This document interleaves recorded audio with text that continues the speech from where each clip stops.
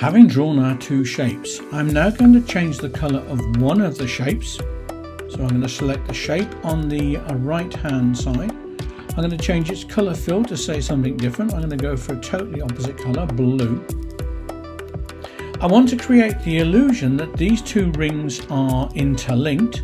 At the moment they are just one on top of the other. Now there are several ways I can achieve this effect.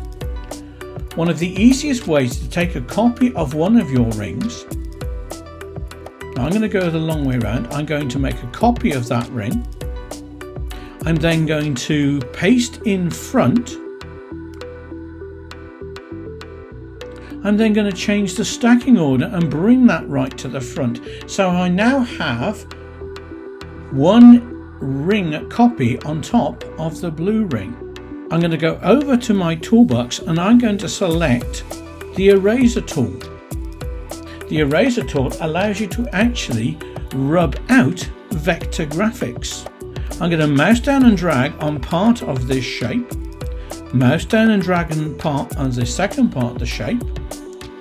It divides my original ring into multiple shapes. I'm going to get my selection tool.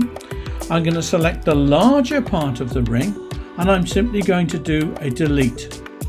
That leaves me with the effect of interlinking rings.